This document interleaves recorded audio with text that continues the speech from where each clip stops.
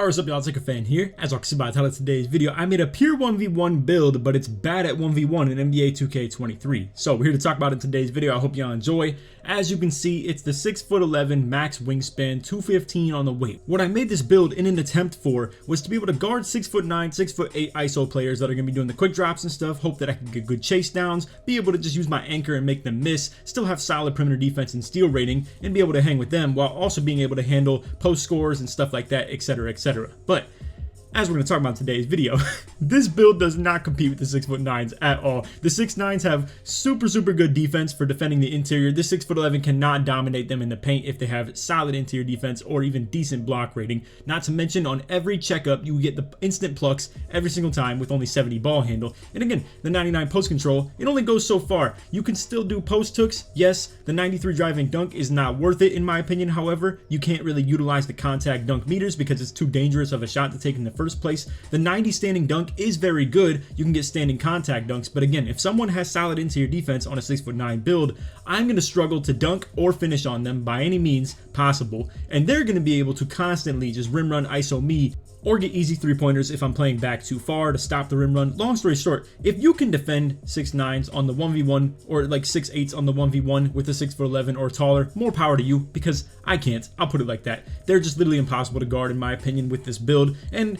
in today's video, we're going to talk about why it's such a bad build on 1v1. Now, here's the deal. I gave it enough playmaking, and what I made it as the pure 1v1 build for was no offensive rebound, no defensive rebound. Obviously, you know, if you're just near the ball, you're going to be grabbing it most times. The only thing that's really going to help in some situations is those bailout, like really bad shots down below the basket, and if you had more offensive rebound, you could just spam your Y and go grab it. But for the most part, you don't really need rebounding on 1v1. Also, some of the ratings that I showcased right there were a little bit incorrect, so I just decided to come over to the actual build. As you can see the maximums if you would like from here. So for instance, 96 close shot for that Hall of Fame fast twitch, all that stuff, like super crazy masher, everything. 88 driving layup for long athlete, 93 driving dunk for elite contact dunks, pro contact dunks, all that stuff. You get elite big man and pro contact dunks as well. 99 post control gives you Hall of Fame quick first step paired with 70 ball handle and 68 speed with ball, 75 acceleration, 79 speed with 76 perimeter defense and 77 steal to keep up with the perimeter defenders, at least in the sense that you would think you can, and 82 interior defense, 93 block. Now, you actually do get Hustler, or Workhorse, I should say, on Hall of Fame, as you can see. On the other build that I was showcasing, I only had like 80, so that was a little incorrect. But anyway, here are the badge loadouts that I run. I run Gold Anchor. I was hoping I'd be able to get some core badge progress. As you can see, not very much at all. Same with any other badge, like Workhorse, for instance, not even cored either. Challenger, still not cored. And it's a little frustrating at the core badging progress with this. Fast Twitch, not even on Silver yet. Rise Up, not even on Silver yet. I've played with this build quite a bit so far. Posterizer, actually one of the few that have a little bit of progress. But anyway, the whole point of this build that I'm showcasing to you is obviously it's a demon in the paint. Good drop stepper, post spin technician, back down punisher, limitless takeoff, and slithery, but honestly I'm not even running them because again, it's not even worth taking driving dunks on this build as I've come to play on it more and more. Really, you just sit below the basket and it just works in that aspect. But again, really limited as far as its defensive ability. You can't steal the ball, you can't pluck steal people, and that's what the biggest problem is that we're here to talk about in today's video. And then for takeover options, all I have is advanced post moves and paint intimidation. It's really just post and rim. So to be honest with y'all, very bad 1v1 build. Now, to be fair, it does have its perks. It's a little bit easy to use. It's pretty brain dead is the definition that I give it. It's very easy. You can just sit below the basket and pump fake and make your close shots every now and then. You can also just put people in the rim on standing dunks. It's very easy to use. However, its ceiling is very limited. I don't think it has very much potential, and where it has the least potential is the 1v1 in the theater where it's not make it take it. And you are going to see the struggle in there all showcased. Alright, so what I'm going to do in today's video is not even showcase it against a 6'9" or anything like that. Just understand that if people have solid interior defense, it makes it so I can't dunk on them. If they have solid block rating and interior D plus pogo stick, it's literally unscorable. I've already showcased that in other videos. If you want to check it out, feel free to. It was against another 6'11" that had like pretty mediocre interior defense and okay block rating. He actually had 99 defensive rebounds, so he had Hall of Fame pogo stick. It's literally just the power of Hall of Fame pogo stick if you want to check it out. But anyway, In today's video, I'm here to showcase to you the unguardability of literally just me trying to match up against smaller people, or just, again, people who ISO and can shoot the ball and dunk. I'm actually going to showcase in another video. I did create a new build for 1v1 and just in general to be a pretty solid build. It gets 75 pass accuracy and decent rebounding, and essentially it's meant to be a pure lock with 83 three-pointer still, yet it only has 50 driving dunk and nothing else upgraded on finishing. And I know a lot of you guys are probably like, oh, LakerFan on a build with no finishing. Yeah, right. Well, I've actually been playing on it pretty well, but as you can see, the frustration of this stuff right here, I'm literally getting blocked by the smaller player just off the body block, hip blocks, and stuff like that. Long story short, what I'm here to showcase in today's video is the frustrating aspect of playing perimeter defense on a build like this, where, again, I have no steal to protect myself, and I know some of you guys, once again, are probably watching the video like, oh, I'm a 6'11", and I play perfectly fine perimeter defense in the either 1v1, maybe you do in the 1v1. Again, maybe you just don't play against good people in general, or to be fair, maybe you're just better at defense on a taller build than me. That's also possible. For me, this build's not it. I don't really like it on 1v1. Once again, it's just kind of a brain dead way of getting points. The only reason I even made this build is in the quest that I have of trying to get to 100k points and hit legend within like probably 4 seasons is kind of the thing I'm shooting for. Look at this though. This is unbelievable. I really want to drive this point forward. So first and foremost, you're probably like, if you're a lock and you're watching this, you're like, why aren't you up in his grill? Why aren't you ready to try and pluck steal him? Well, it doesn't work like that. I'm here to tell you right now, I have played with now 95 steal rating on the new build. I've played with 90 steal rating as well. And now right here, I've played with like 77-ish as well. And 77 with bronze glove does not cut it. You cannot steal the ball on any of this. And you're seeing this for the first time. You're like, oh, well, how do you know that? You're not even trying it. I've played hundreds of games of this, all right? I know what I'm doing as far as like what I can and can't do. But as you can see, I'm really like gapping pretty decent right here. I'm a couple feet off, but as you can see, the problem with defense is turning around. You cannot turn around in this situation when people hit you with a size up package and then they just go. And then again, chase downs, not great either. He's not even quick dropping for that matter, which is even more of a reason why I can't get chase downs if they do have it. And again, I mean, really, at this point, he scored a 3, which I can't do on this build, which is another thing to keep in mind. And then in general, I should also mention too, this is a pretty extinct build in this court. I don't see very many people come out here on a build like this, where again, you're limited to only 2-point shots. And in this situation, again, maybe you're thinking, oh, well, 3 up on him, you can get an automatic 2 every possession. The thing is, he can get an automatic 2 every possession as well if I played like bad defense. And there's another thing that is completely broken with this. And again, it's not me complaining too much. I just want you guys to know I'm not complaining about the game. I'm complaining about my build. All right. So once again, it's already dead in the water. I'm not going to be using this very much anymore. This is just me like kind of giving you guys my frustrations with this and explaining why it's so frustrating to play on this. Because here's another reason. Even if they miss the shot, I have to grab the rebound and check it out to the perimeter every single time. And again, people are just gonna get pluck steal you, and I can't do that on this build. I can hardly even bump steal on this build because I just like literally don't get good animations. Right here you can see I'm kind of raging a little bit, hitting my reach in button way too much, go for the chase down. Fortunately, he misses. All right, so there are some situations where the dudes just miss wide open jump shots. I'm gonna tell you right now, I'm not missing very much on my new build at all. It's pretty crazy how easy shooting is, but we'll talk about that in another day. Right here you can see this is the kind of brain dead ability of the build, and what I titled this is overpowered versus brain dead. The point that I'm trying to make right here is no matter how easy it is for me to score on this build, there's a difference between this build being overpowered and this build right here that he's on being overpowered, because this is hard to guard. If you are good at the game and good at what you do with it, it's extremely dominant to be able to fade, to be able to just do all types of crazy stuff from 3, and then still even after that, when people have to respect your 3 way too hard, then you get the easy quick drops, you get the easy dunks, easy lanes to the basket. So again, I'm seeing he's fading and stuff like that. I gotta play him tight. I think I'm doing a pretty solid job on defense in this game. You're gonna see I'm trying to shade off that corner. Now I'm playing like, here's the frustrating part. Look at how I'm going about defense right here. I'm shading his left extremely hard. Right here, I'm still shading to the left extremely hard. I am running to the left right here. In this situation, I am running to this spot right here, and it just stuns me. I just sit here and do absolutely nothing, and then I don't get a contest. This is why I'm here to say, I think perimeter defense, if you play against the proper people who are good enough at 3 hunting in this game, is just not good enough to deal with them. And at this point, the game's over. If I score a 2 every possession, and he just does the smart thing and just takes his quick drops every possession as well, he's just going to win. Because we're going to trade 2s, and he's going to get wide open ones, and I'm going to take contested ones, where maybe he steals the ball from me, or whatever the case may be. Now, like I said, keep in mind, this guy does not seem to have quick drops on, however, so I am able to actually get a couple chase downs. So like I said, boom, get the chase down right there. I'm getting the ball back. Now watch this. I actually don't lose the ball entirely on this possession, but boom, he just plays behind me and goes for that pluck again. And it's just frustrating to play like this. I think, like I said, it's a very nice way to just kind of turn your brain off and at least be able to compete in a game, because you'll constantly score a bucket back and forth every now and then. So if you're a lesser skilled player and you don't think you're very good at the game, I think this is a solid build to hop on. Again, if you want to emulate it a little bit and kind of create the same thing, feel free to, because like I said, it's very simple to just go down below the basket and just kind of standing dunk somebody and keep it as simple as that. Unfortunately for him right here, you're going to see once again, he doesn't really have the quick drops on. Also, ISOing out the corner, very, very tough. I end up in a very bad situation. He ends up just missing kind of a, I would say probably an easy shot. I go for the block, I'm jumping, and unfortunately for him, he just like doesn't get an open shot off of that. Even though, like I said, generally it probably does result in a pretty open shot. Anyway, I get a post spin. I'm actually up now once again. But here's the other deal too. I want to let you know ahead of time and prepare you for what's going to come in this game.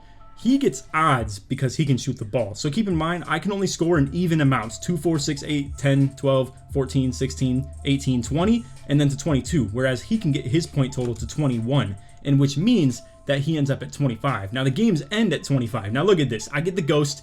Again, perimeter defense, solid enough to still get contested like that, but when he can green right through him, ooh, is it frustrating. He's 4 for 5 from 3 and has been missing quite a few shots in this game, but the 3-pointers of just being able to fire this stuff off is ridiculous. Now, I'm not showing right here what this build can do on stage 1v1, because this kind of displays it even more focal point, so to say, where obviously people can 3-hunt a little bit harder. And once again, I have to respect his 3, so I'm trying to step up off the inbound and like defend that off rip. But again, you can kind of just sprint right past me if I do something like that, because you really can catch and shoot straight off the top. Whereas for me, he can just kind of back up off rip because I can't just catch and shoot from the top, obviously. But anyway, for stage 1v1, this build is still not the greatest, because again, I still have to deal with people who are able to essentially just defend my interior with their 6'9" and solid interior D, and at the same time, I have to keep up with their rim running, quick dropping, and just fading from like 3 or shooting from the top of the key, whatever the case may be, right there.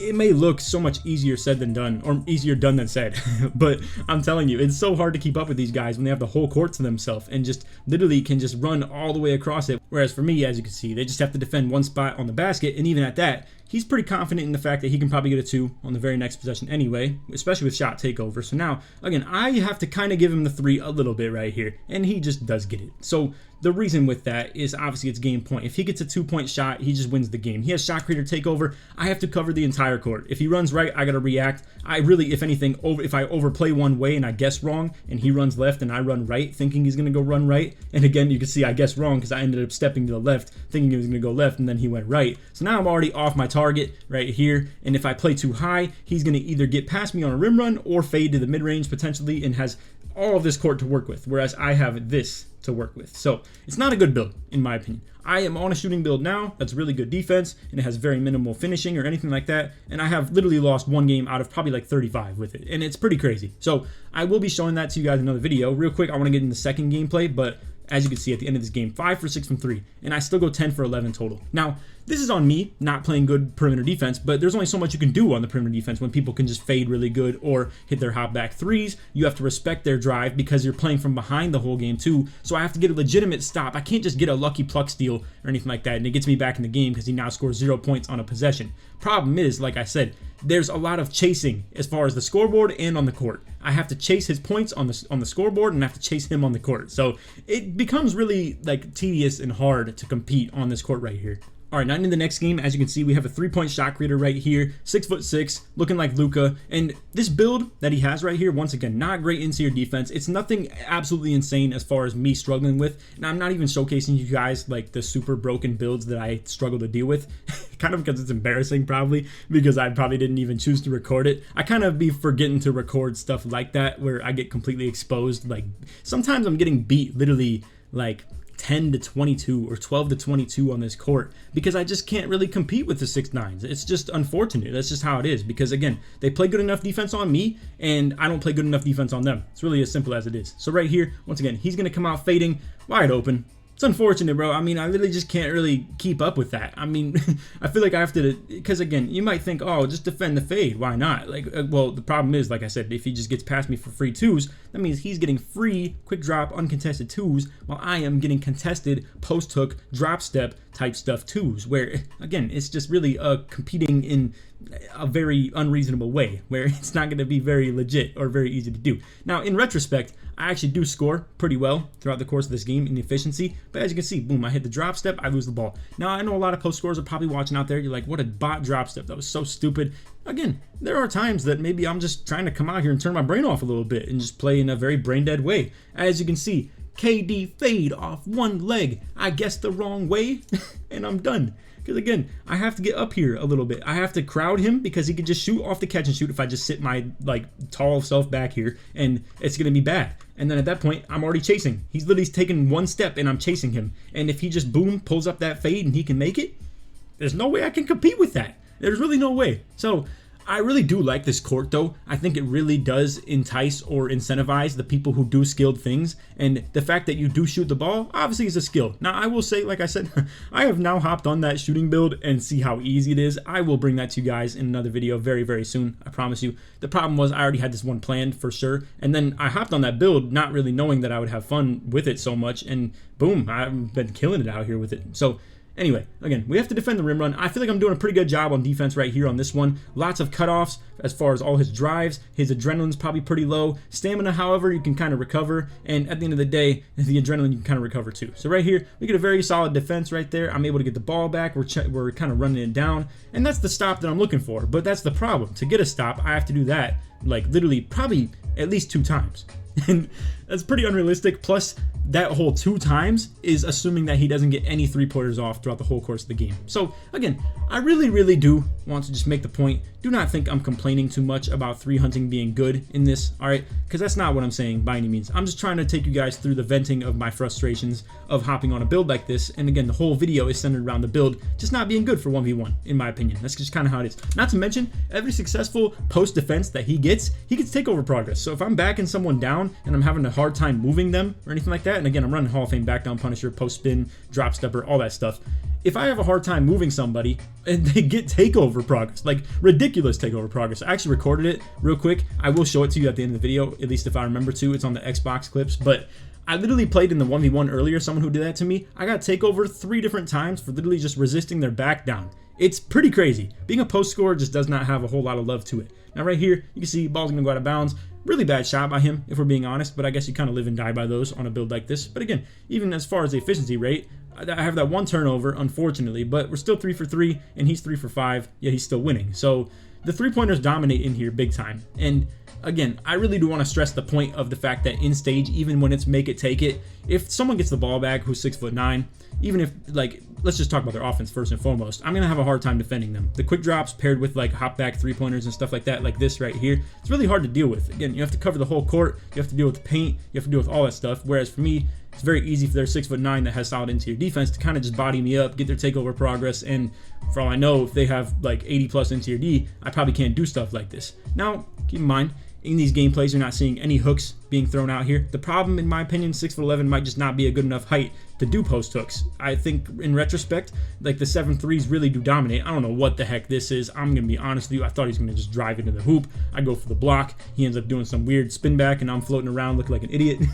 Again, I just wanted to showcase this video to you guys because I know a lot of you saw the 1v1 like video where I was showcasing Pogo Stick and you were like, oh, this looks like a cool build, why don't you show it? Well, I will show it to you and I'll show you how to create it and all types of stuff like that we did at the beginning of the video, but I'm not really advising you to do this if you're someone who thinks you could maybe win in a better rate on a different build. I win in a much better rate in this court on my actual slasher build with 90 steal. Why? Because steal is a way to literally just get the ball back and just like really hurt people. You can really destroy people off just stealing the ball 1 or 2 times throughout the whole course of a game because you take a whole possession from them and then can still rim run for your 2s at a very consistent rate. Or the build that I'm now on with 95 steal, 83 3-pointer, and 50 driving dunk, it's unbelievable how easy it is to just get past people and dunk if they play too high on you, yet still shoot when you're wide open from the top. Again, I promise I'll showcase that, but anyway, we're gonna pop takeover right here. This is our last stand throughout the course of this game, so at this rate, I'm chasing his 2s. Again, I cannot give him a free 2 for the rest of this game, and this is where I was talking about. he's going to get a free 2 every time if I have to play him extremely high, so I have to take some risks. Whereas for him, there's no risks. I'm either just getting a 2 or I'm not. But for this guy, again, he has the possession up on me. So if he just gets 2, then I get 2, then he gets 2, then he gets 2, over and over again, he's going to win. So I can't give up free 2s throughout the whole course of the game. Now, thankfully, right here, he does some stupid stuff. He ends up taking that fade, even though it was wide open, low-key, so if he did time it properly, boom, then I would have been screwed. But thankfully, he goes for that 3 right there early. Now we have the reach in, so again, 8 for 8, I only have that 1 turnover. Really unfortunate that we did get that turnover because it probably comes back to hurt me quite a bit throughout the course of this game. But anyway, if I'm worried about them reaching a lot too, I will let you guys know. I kind of just put them under the rim and dunk. And again, that is the topic of this right here, overpowered versus brain dead. I think what they're doing on this court is pretty overpowered for the setting of the fact that fading from 3 is a really tough thing to deal with and guard. Again, right here, I jump at him, and I planned the whole time to take away 3s. Right here, I'm like, all right. I got 18, he's got 16. No 3s. I'm literally saying that to myself. I remember, I literally like said it out loud. I'm in a party alone to myself. I literally said, no 3s, no 3s. And what does he do? I play the right, I'm running to the right. I even know, when I see this, I'm like, oh my God, he's busting out the fade to the corner. Jump. Nope, wide open. He gets the point up on me. Now I'm chasing again, and at this point, he's gonna win. He's literally just gonna win. Because why? Like I said earlier in the video, I have 18, sure. So even if I score right here, we're gonna get to 20, but I only can go by evens. I can only go 18 to 20 to 22 to 24. When he hits 25 and I have 24, the game is over. He wins by 1 point, even though that's not how this stuff really goes. So right here, again, I have to 3 up a little bit because if he hits a 3, the game is over. So unfortunately, I kind of just give the free rim run, but I can't do that either because once again, like I said, he has odds and I have evens. So we can't even afford to do that either. So not being able to pop a 3-pointer on this build at any given moment, like at any time at all, I should say, is really what's detrimental to this because you get in these late game situations where you have to sweat this stuff out. And again, I have to watch that 3 super hard. He actually just goes for the kill right there, which is crazy. But now he has the speed, the workhorse on me, all types of stuff like that. I actually do have Hall of Fame workhorse, so it's really just the speed. But now right here, boom, he games me with the 3, simple as that. And again, really, he could have, what's really crazy about this is how much power he had in this situation because he could have afforded to just quick drop, rim run all game from this point. He would have hit 23 points, I would have hit 24, he would have hit 25, game would have been over. So he didn't even have to do all this for that matter, but I guess, hey, if he wants to, feel free to try, I guess. I mean, it really allowed me back in the game a little bit if he would have missed another one, but at the end of the day, I couldn't track down that loose ball. We end the game 11 for 11 with 1 turnover, that 1 costly turnover as well. And like I said, that'll happen sometimes with these drop steps, the back downs, the pump fakes, all types of stuff like that. You might get body blocked below the waist like you did on that gameplay before. And again, if I run into a 6'9" rim runner or anything like that, I'm going to struggle even more as well. So again, this is not me complaining about the game. This is self-inflicted. This is a bad build, in my opinion. It really just doesn't have enough versatility to it. If I pop out with the dunk meter, I don't think it's an efficient enough rate. I mean, I didn't struggle on offense. Again, like all that I'm struggling with on offense here is that I have no 3-point shooting ability on the build. So that's what makes it kind of an L build for this place as well. Not to mention, if I deal with 7 threes, 7 threes just match up against me better. They're just taller. They defend me on the interior better, and then I can't defend them on the interior better than they defend me. And again, 6'9s, they can kind of just rim run me, hit them with the quick drops, the 3-pointers, all types of stuff like that. And I just can't really back them down because they have good interior defense, good block, and all types of stuff like that. So like I said, a lot of times here, just want to take you guys through the process of creating a bad 1v1 build, playing on a bad 1v1 build, and just to kind of show how easy offense can be and how brain dead the build is. Because yes, I can still be successful with it without having to put a lot of exertion or like work into it. It's a very easy build to use. However, it's hard on defense, that's for sure. And you're going to struggle to win games pretty often against 3-hunting builds or people that can just quick drop, shoot 3s, be versatile with it. So just keep that in mind. Again, I've seen a lot of you guys asking about the 1v1 build because I have been winning at a pretty solid rate with it. Don't get me wrong, I still win nearly 70 to 80% of my games on it. It's just, to me, that's not a very good rate. I keep about like a 92, 93 win percent in this game on my slasher, or just in general any build that I'm playing on. Like I said, I'm 35 and probably 1 on that new build with the shooting as well. But to me, this is just not a good enough rate of winning. For you guys though, because you can play exactly like me on this. You can play the exact same style of defense and be able to compete probably at the exact same level as me on defense while still playing the exact same offense and just sit under the rim and just dunk it every time. It's not hard to use. But again, for me, I think my standard as far as how much I want to win is not really upheld on this build right here exactly. So Into your finisher, kind of a dut build, but it's easy to use and kind of simple to just load up the game. If I'm talking with friends or something like that and I don't need to be focused, I can still play on this build because it doesn't take very much focus or mental capacity on offense at all. But anyway, that's all video. I hope y'all enjoyed. If you did, for to drop a like, sub if you're new to notice, all good stuff. Like always, tries 1 to 2,000 likes. And if you made it to the end of the video, put 1v1 or put dut in the comments. George supports me all the way through. Like I said, L's in the chat for me with this build. Again, some of you guys, you might be able to play solid defense with it. Some of you might have a very similar build to it. For me, like I said, it just doesn't uphold my rate of winning that I want. Maybe for you, maybe one man's trash, another man's treasure. For you, maybe you're someone who doesn't really have such a high winning standard. Maybe you only win around 30% of your games or something like that. If you hop on a build like this, I promise you, you're probably going to keep at least around a 50 to 60% win rate. You can still snag wins with this as long as you play solid defense against other people that aren't very good at the game, and maybe they're on a smaller build that just can't deal with you on the offensive end. Really, I mean, you're going to just dominate like lesser players. So it's a very good build to use at a very basement level of skill, so to say. So I'm not a huge fan of it. You won't see me on this build a whole lot, too much more moving forward. It's also not very entertaining for me either. I just don't have a lot of fun on it. It was really meant to just grind points for this legend reward, but at the end of the day, I think I've found a new way that's a little bit more usable. So, and a whole lot more fun too. So anyway, that's all the video. Hope y'all enjoyed. None of that. Take these, man. Peace.